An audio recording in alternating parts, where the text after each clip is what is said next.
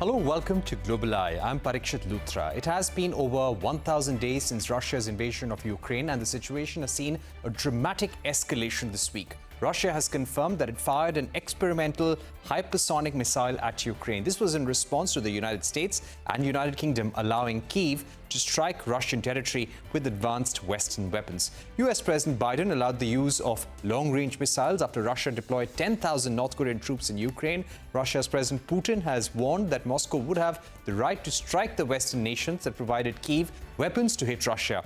Putin said that civilians would be warned in advance of further strikes. With these weapons, he added that the conflict has acquired element of a global character. Leaders from Ukraine and NATO are set to hold talks in Brussels over this attack. Responding to Putin, Ukrainian President Zelensky said use of the new missile amounted to a clear and severe escalation. He reiterated that Russia's move called for strong worldwide condemnation. To discuss that and more, we're now joined by Ambassador Meera Shankar, former Indian ambassador to the United States, and Ruslan Bortnik, director at the Ukrainian Institute of Politics. Thank you very much for joining us on the program. Ambassador Meera Shankar, if I can begin with you, things not looking very good, but the warning that Putin is sending to the West right now, that we've revised our nuclear doctrine. If a nuclear state is helping a non-nuclear state like Ukraine to attack Russia, then they can invoke their nuclear doctrine. This is the message from Putin. They've also struck Ukraine with a intercontinental ballistic missile. What's the big message? Is there a real worry of a severe escalation? Look, I think that this reduces the nuclear threshold. Though Putin has been a little measured in his response, primarily because I think the incoming Trump administration may follow a different policy. You know, many leaders close to President Trump have condemned the decision by the outgoing president, Joe Biden, to allow Ukraine to use longer-range missiles supplied by US, and then this has been followed by a similar decision by UK and France to strike territory inside Russia. Till now, Ukraine was using these to strike at Russian forces within Ukrainian territory. So this marked a significant shift in the conflict, and the West said that this was in response to Russia's deployment of 10,000 North Korean troops in Kursk, which marked an escalation. And the sad thing is that it's like an escalatory ladder from both sides. And while I'm sure that neither side wants to really trigger a very sharp escalation and increase the danger of a nuclear exchange, you know, this kind of escalatory, counter-escalatory steps on both sides can lead to an inadvertent, exchange. So I think it's dangerous for both the countries concerned. It's dangerous for the world. And the sooner that the conflict is halted and negotiations begin for a diplomatic solution, I think the better it will be for both countries and the world. Right. Ruslan, if I were to get you in at this stage, Ukraine has been seeking permission from the West, from UK and the United States to use these long-range missiles against Russia. Do you feel this gives Ukraine greater leverage in any negotiation? Because the big worry, and what everyone is talking about, is hopefully this will not trigger off World War III. Hello, colleagues. I don't know, but I think this new escalation will make the real negotiation process closer than it was before. Like Caribbean crisis in 16th last century, this crisis is rocket crisis, this real threat of possible use of nuclear weapon against Ukraine. Maybe will faster the behind the curtains, behind the scenes process will which leading to the possible Putin-Trump negotiation, Trump-Zelensky negotiation.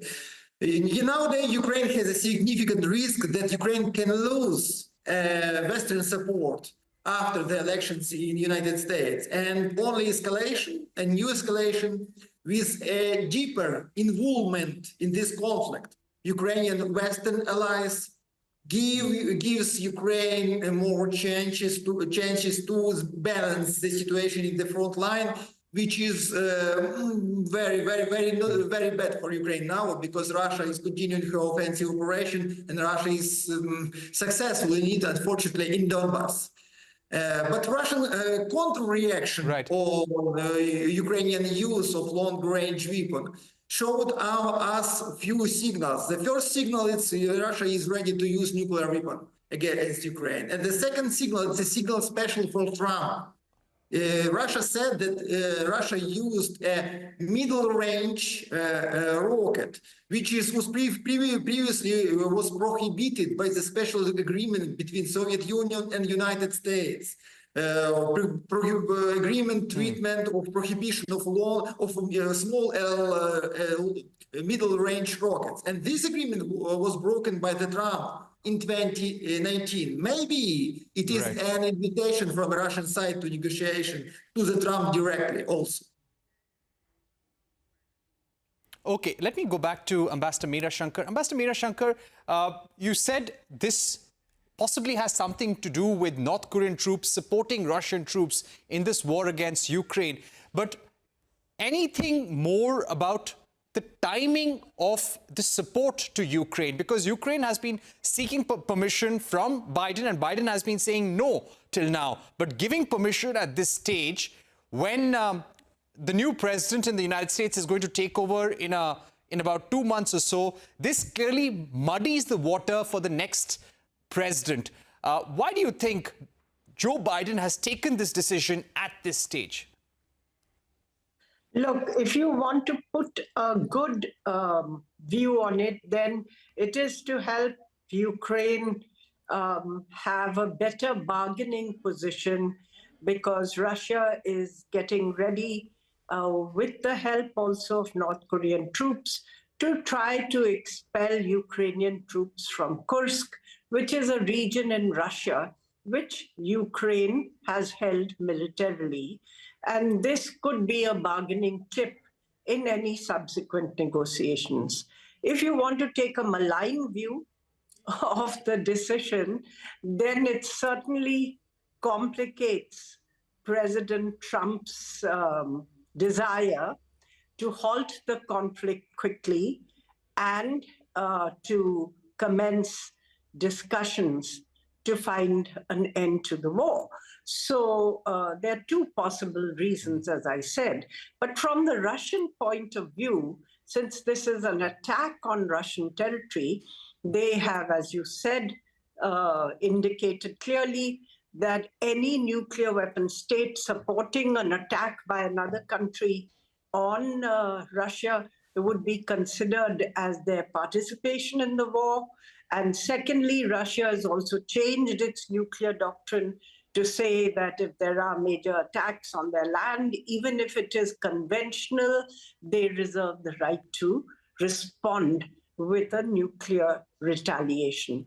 Now, the missile that Russia has launched, sorry, if I may just add here clarification, it's not a long-range intermediate, it's not a intercontinental ballistic missile, as Ukraine was initially alleging.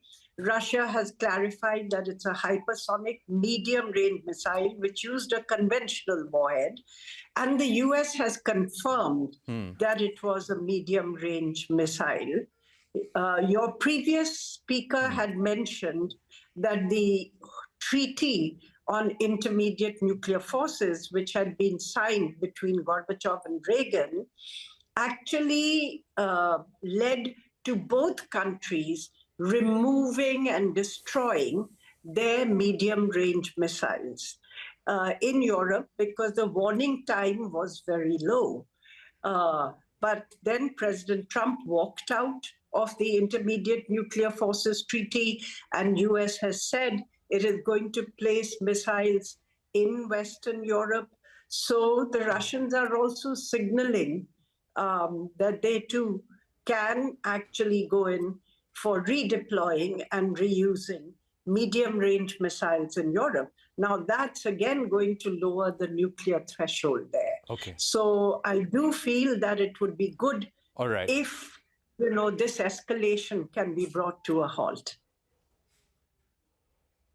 Yes, this escalation needs to be brought to a halt because we're entering into very worrying times. Unfortunately, we've run out of time on this segment, but I'd like to thank Ruslan and Ambassador Meera Shankar for joining us on the program. We're taking a short break here on GlobalEye, but when we return, we're going to speak about the US court, which has indicted Gautam Adani and others for allegedly bribing Indian officials. What legal recourse would they have now? And what exactly is the basis of this investigation? A discussion when we're back.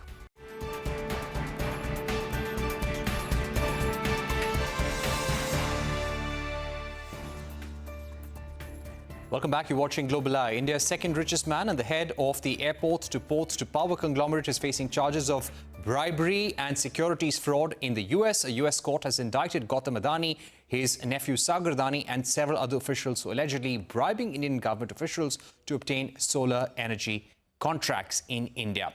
Now, joining us right now is Daniel Silva, who works with Buchalter Law Firm in the United States. Daniel, thank you very much for joining us. Give us a sense of the seriousness of these charges, and when do you think ordinarily this investigation would have begun, and would all the defendants in this case have already been notified about this investigation and given a notice to join the probe? The investigation would have started years ago, most likely 2 or 3 years ago. Some of these international investigations of complex international frauds, which are what the allegations show, take a very long time. In this case, based on the indictment and the other public information, it's clear that the investigators and prosecutors have obtained cooperators. This is individuals who may have engaged in some type of criminal conduct or assisted in the criminal conduct and have assisted by providing information, communications, financial transactions, and other insights into the alleged bribery scheme. In terms of how serious this is, it really does not get any more serious than this. There is a widespread multi-hundred million dollar bribery scheme, fraud scheme, securities fraud scheme, and obstruction of the actual investigation in the United States. Regarding your question about whether or not all of the individuals indicted would have been contacted in advance of the indictment, typically, yes, they would have. But at this point, it's unclear whether or not they would have been, especially in light of the allegation that there was a conspiracy to obstruct the investigation. Typically, when that happens, they won't reach out to the people who themselves are attempting to undermine that investigation. Right. I would also like to ask you about the manner in which some of these cases have been settled in the past. Siemens, for example, Oracle, these are companies which had been charged for bribing officials across the world, including in India. Those cases were eventually settled for millions of dollars. How do you think this could proceed? And do you think eventually this will also reach a settlement? What's interesting is no entity, no company, whether in the United States, India, or anywhere else in the world, is named in the indictment. What that suggests to me is that the resolution, as you proposed, in the same vein as Siemens, there might be an additional conversation happening separately from the individual indictments. What that means is in the United States, an entity has its own liability, has its own potential criminal exposure, And so it will have its own attorneys who will most likely be negotiating with the U.S. authorities to resolve that.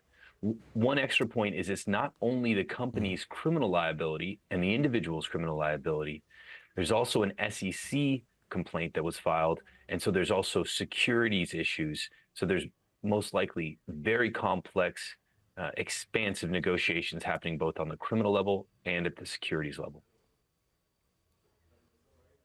Right.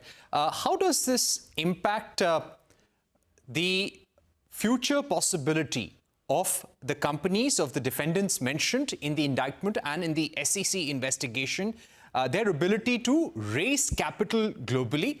And will the banks which have given them capital in the US, do you think they will also be brought into this investigation? And would documents and evidence be sought from them as well? Yes, there is no doubt that the financial institutions involved in the underlying financing or promoting the securities in this indictment have already been contacted and are already providing information. These are the financial transactions, these are the communications, these are any interactions with the defendants or the unindicted co-conspirators in this case.